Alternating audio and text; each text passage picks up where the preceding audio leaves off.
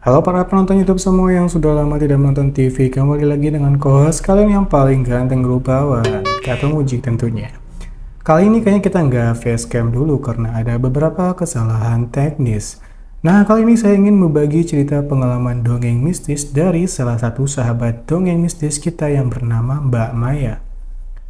Seperti biasa sebelum mulai cerita kali ini, cuci kaki, tarik selimut, matikan lampu, dengarkan suara gemelang tanda dongeng mistis. Kita mulai. Itu jangan senyum-senyum. Cuci kaki udah belum? Udah tuh baca di orang dah. Mbak Maya, ibu muda memiliki 2 orang anak dan sudah hidup bahagia dengan suaminya di pinggiran kota Jakarta. Di balik kehidupan bahagianya sekarang, ternyata Mbak Maya ini punya pengalaman mistis yang lumayan membuat bulu kuduk merinding. Jadi, 20 tahun yang lalu di saat Mbak Maya masih berumur 7 tahun, dia tinggal di kampung halamannya di mana pegunungan dan lautan bisa dilihat secara bersamaan. Makanan khas dari kampung Mbak Maya ini adalah pecel gudeg, suwar suwir, dan juga lontong kupang. Kayaknya saya nggak perlu menjelaskan di mana lokasinya itu, karena saya yakin jawabannya sudah ada dalam kepala kalian semua. Pada saat itu, Mbak Maya kecil sama seperti anak-anak lainnya pada umumnya. Sepulang sekolah, ia bermain di kampungnya dengan teman-temannya, sembari ibunya berjualan di pasar dan ayahnya seorang nelayan. Pada suatu sore, Maya kecil melihat seorang anak perempuan seusia dia sedang melihatnya bermain di balik pepohonan. Maya yang penasaran menghampiri anak kecil itu. Namun, saat Maya kecil menghampiri, anak kecil tersebut berlari ke arah pepohonan yang rimbun sambil tertawa kecil. Maya yang heran terdiam dan hanya melihat ke arah anak kecil itu berlari. Lalu kemudian salah seorang temannya menghampiri Maya dan bertanya, "Sedang apa kamu, Maya? Ayo lanjutkan bermain." Maya masih kebingungan hanya menjawab, "Oh iya, mari bermain lagi." Sejak saat itulah Maya kecil sering bertemu dengan anak misterius itu, sampai akhirnya Maya penasaran, "Siapakah kamu? Kenapa kamu memiliki rupa yang sama denganku?" tanya Maya bingung.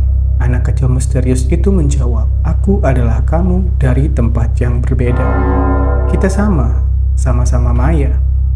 Mungkin karena masih kecil, Maya tidak memahami maksud dari anak itu. Ya sudah, dia menganggap semua itu ya seperti itu aja. Masuki kelas 5 SD, Maya mulai tertarik dengan pelajaran agama Islam di sekolahnya.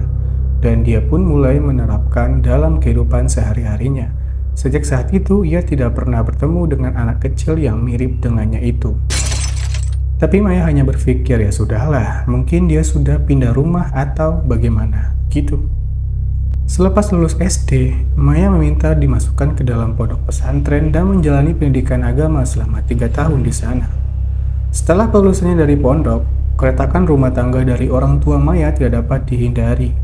Sampai akhirnya kedua orang tuanya memutuskan untuk berpisah. Maya yang masih remaja menjadi korban dari perpisahan kedua orang tuanya ini. 2 orang adiknya, ada yang ikut dengan ibunya dan ada yang ikut dengan ayahnya. Berbeda dengan Maya yang merupakan anak pertama, ia memutuskan jalan hidupnya sendiri. Ia pun diasuh oleh kakak ibunya yang tinggal di pinggiran kota Jakarta bernama Ibu Sri. Bu Sri sendiri tidak memiliki anak dan benar-benar kesepian dengan suaminya. Bu Sri merupakan tante sekaligus ibu angkat dari Maya ini.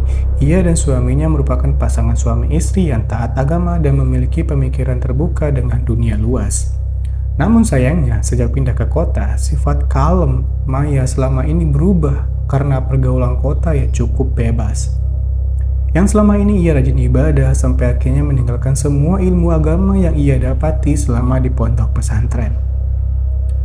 Dia pun mulai melepaskan hijab yang selama ini menutupi tubuhnya.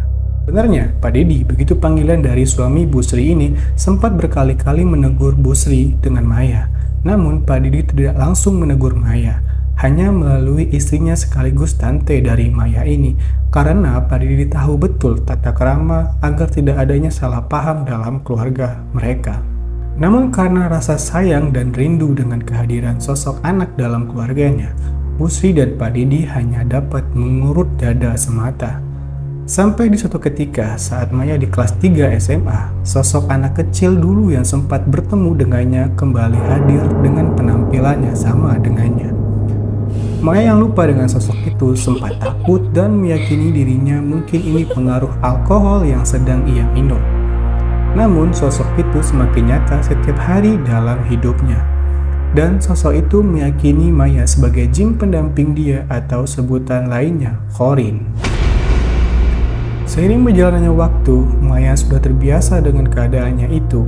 Namun hal yang tidak ia ketahui, makhluk tersebut bukannya membuat Maya semakin baik, malah hanya menambah kesesatan dalam hidupnya.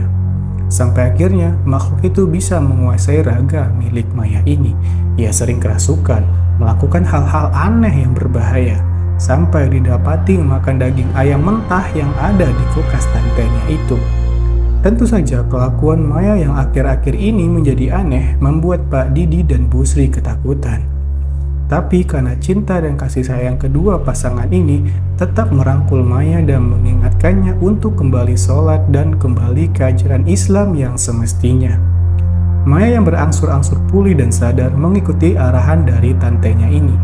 Ia mulai sholat dan menggunakan hijab kembali. Namun hal itu tidak membuat senang sosok pendamping Maya ini.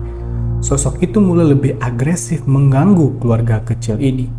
Mulai dari tindakan refleks Maya yang hampir melukai tangan Bu Sri, atau yang tiba-tiba saja makhluk itu merasuki tubuh Maya saat Pak Didi sedang mengambil wudhu untuk sholat. Tiba-tiba saja sosok itu mengendalikan tubuh Maya dan menggoda Pak Didi dengan perkataan, "Setubuh saja saya, istrimu itu mandul." Sampai akhirnya keluarga Pak Didi dan Bu Sri dengan berat hati memasukkan Maya ke sebuah rumah sakit mental di kota tersebut. Di saat itu, psikiater mengatakan sepertinya Maya mengalami gangguan mental yang sudah cukup parah dikarenakan mungkin masa lalu dari perpisahan kedua orang tuanya. Maya menyangkal dan mengatakan kalau dia tidaklah gila. Hanya bertahan 1 bulan di rumah sakit mental tersebut karena kasihan Bu Sri pun membawa Maya kembali ke kediamannya. Di saat itu, Maya sangat membenci dengan sosok Qorin itu serta dirinya sendiri. Dia mulai mencari tahu cara menjauhi ataupun mengusir sosok itu dari hidupnya. Mulailah ia bercerita terbuka kepada Bu Sri dan Pak Didi dengan keadaan yang sebenarnya ia alami. Awalnya ragu, namun mereka percaya dengan perkataan Maya itu. Mulailah mereka bertiga mencari orang yang memahami kejadian ini dari buku, artikel, dan para ulama yang mereka kenal. Sampai satu ketika ada seorang ulama muda yang menyarankan kepada satu nama kenalannya. Sesampainya di kediaman Ustadz yang dituju tadi, mereka pun menceritakan semuanya. Di saat itu, keluarga Pak Didi, Bu Sri, dan Maya disambut hangat oleh Ustadz muda tersebut berserta istrinya. Setelah memahami kejadian yang menimpa Maya, Ustadz tersebut menyarankan Maya untuk bercerita dengan istrinya. Sembari Ustadz tersebut juga berbincang dengan Pak Didi dan Bu Sri, tiba-tiba saja Maya yang sedang ditangani oleh istri Ustadz ini dan para santri wanita mereka berteriak keras mengerang kesakitan. Mendengar jeritan keras tersebut lantas membuat orang-orang di sana menoleh ke arah sumber suara yaitu Maya. Saat itu pula lah semua orang di sana menyadari ternyata Maya selama ini telah disukai oleh golongan makhluk halus dan mencoba membantu sebisa mereka. Setelah saat itu ternyata diketahui sosok yang mengganggu Maya ini bukanlah jin Qorin atau pendamping seperti yang ia ceritakan, melainkan sosok makhluk jin kafir yang hendak menyesatkan Maya.